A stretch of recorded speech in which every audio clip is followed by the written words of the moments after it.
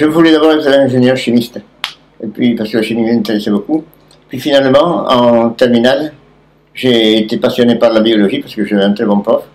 Et puis, par souci humanitaire en quelque sorte, je voulais être médecin. Et voilà, ça marchait.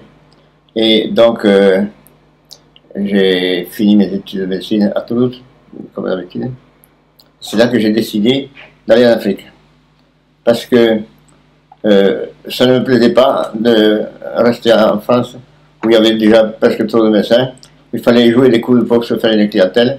Donc en Afrique, il y avait un médecin pour 50 000 habitants, en France, un pour 500. Alors c'était pas donc évident de remplir ce trou qui était pour l'Afrique, alors que en France, il y avait de trop. Donc j'ai choisi l'Afrique, et j'ai choisi aussi un endroit, un organisme, je veux dire, ça ne s'appelait pas encore ONG, mais c'était un petit peu l'équivalent, qui faisait du développement harmonisé. C'est qu'on ne faisait pas que de la médecine, on s'occupait aussi de l'école, de l'éducation, de l'agriculture, enfin, tout ce qui fait qu'on peut franchir un pas entre le sous-développement, la pauvreté et un certain développement, tout en gardant l'essentiel des valeurs traditionnelles des gens. Comment je me suis pointé en Afrique profonde, c'était le Nord Cameroun, un pays de montagnards qui était très courageux, qui construisaient leurs champs à partir de terrasses, comme en Chine de montagne. Et donc, ça s'appelait le Mayo et le Démé, et ça se passait au Nord Cameroun. À quel âge vous avez terminé vos études de médecine et vous êtes parti tout de suite après? Non, je ne suis pas parti tout de suite après, parce que j'ai eu le service militaire, j'ai aussi fait des remplacements, j'ai fait des tas de choses. Je suis parti exactement, c'était en 59, donc j'avais 30 ans exactement, quand je suis parti en Afrique. À 30 ans, vous avez commencé à faire de l'humanitaire, donc partir au Cameroun, c'est ça? Oui. Voilà. Avant, j'avais fait quand même mon service militaire, et je m'étais débrouillé pour faire au Maroc, surtout, un petit peu en Algérie, mais l'Algérie c'était la guerre, alors c'était plus douteux. Mais au Maroc, j'avais fait déjà la médecine sociale, quoi, autrement dit. Et donc je connaissais un petit peu déjà l'Afrique du Nord. Donc c'est le côté qui vous plaisait, c'était le côté de faire de la médecine, mais aussi faire du social, apprendre autre chose qui répond à la vie par rapport à la médecine. Oui, c'est ça. Moi, je faisais bien sûr surtout de la médecine, mais encore que lorsque ma femme est arrivée et m'a remplacé au dispensaire de ce Nord Cameroun, là, au Mayo le Démé, c'est elle qui a fait toute la médecine. Moi, je me suis un peu plus occupé de l'organisation globale de l'équipe. De l'équipe médicale ou d'autres? Non, de développement. Il y avait un Dominicain qui était un homme célèbre, le père Lebray, qui avait préconisé ça. Développement harmonisé. Et non pas simplement éducation ou simplement médecine. Parce que faire de la médecine, tout simplement, ça permet de vivre, maintenir les gens en vie au point de vue de la maladie, mais ça ne les empêche pas de mourir de faim s'ils sont trop nombreux. Si on ne maîtrise pas tous les paramètres du développement humain. Voilà. Qu'est-ce qu'il y avait comme action concrète dans la méthode harmonisée? Qu'est-ce que vous faisiez? Par exemple, c'était un peuple de montagnards qui avait fui dans les montagnes pour fuir l'esclavagisme. L'esclavagisme que menaient les Peuls, c'est-à-dire un peuple nomade, assez guerrier, qui donc avait refoulé dans les montagnes, où les démons les appelaient, et donc dans la montagne ils étaient à l'étroit. Ils n'osaient pas aller dans la plaine parce qu'avant, ils se faisaient donc, s'ils faisaient du mil, c'était le troupeau des Peuls qui les mangeaient, et ils étaient en danger aussi plutôt de fournir des esclaves au Moyen-Orient. Donc, ils avaient peur, et quand on est arrivé quand même, cette époque révolue, ils avaient quand même encore un peu peur. Ils ont exigé que si on faisait ce qu'on appelle les casiers de colonisation, c'est-à-dire qu'on faisait descendre les montagnards dans la plaine, parce que la montagne était surpeuplée, la plaine n'avait pas un chat, alors qu'elle était riche au point de vue agricole. Donc, ils ont exigé qu'il y ait un Européen avec sa carabine, si on voulait qu'il descende dans la plaine. Et c'est ce qu'on a fait. On peut avec sa carabine, pas de s'en servir, Dieu merci. Enfin, C'est pour dire l'état d'insécurité qu'il y avait. Ah oui. Voilà. Donc ça a fonctionné en fait, ils sont tous descendus. Il y a beaucoup qui sont descendus, oui. Maintenant, toute la planète peuplée. Après, ça s'est un peu heurté aux pouvoirs locaux. Enfin, après, finalement, c'était tellement évident qu'il fallait faire ça, que ça s'est fait quand même tout seul. Et quand on y est revenu, il y a 5 ou 6 ans, un saut, le voyage d'adieu au Nord Cameroun, on a été surpris de voir qu'il y avait tout ce qu'on avait préconisé qui était fait. Voilà. Donc ça a été utile, tout ce que vous avez fait. Et... Oui. Bon, ça se fait un petit peu tout seul, mais enfin, on a poussé la roue pour que ça se fasse en temps opportun. Surtout essayer de garder les valeurs primitives qu'ils avaient. Parce que c'était des gens qui vivaient tout seuls, dignement, et qui avaient leur morale, qui avaient leur masse précise, et qui étaient quand même des gens très honorables.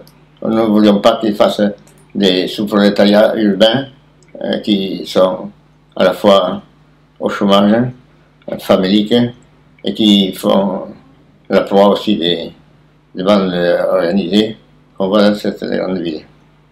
Voilà. Je fais grand tour. Avec le service militaire, j'ai fait 9 ans en Afrique. 9 ans? Oui. Ça. Est-ce que le service militaire a duré combien de temps? Oh, 1 an et 3 quarts. Vous êtes rentré en France après? Qu'est-ce qui s'est passé après ces 9 ans? Après, oui, après j'ai fait donc 2 ans en Algérie, et puis je suis rentré en France parce que mes parents, beaux-parents, commençaient à être vieux à avoir besoin de nous. Et donc je suis rentré, je suis allé dans l'Ariège, et à ce moment-là, je me suis occupé de ce que j'avais trouvé au Nord Cameroun, parce que vous me posiez la question, depuis quand êtes-vous passionné par la phytothérapie? Bon, alors cette question, je peux y répondre. Je n'étais pas du tout passionné avant, je ne connaissais pas trop, je n'étais pas branché, quoi, autrement dit. Mais par contre, ce sont les guérisseurs, les tradipraticiens, comme on dit maintenant, du maillot d'Aimé, de cet endroit, qui m'y ont amené. Je suivais les lépreux en leur donnant les traitements classiques que nous avions. Ça s'appelait les sulfones. Et ces sulfones, c'était très bien pour 80% à peu près des lépreux, ou 85%. Et ça les guérissait petit à petit, un peu comme une tuberculose bien soignée. Mais par contre, il y avait 10 à 15% qui faisaient partie des lépreux.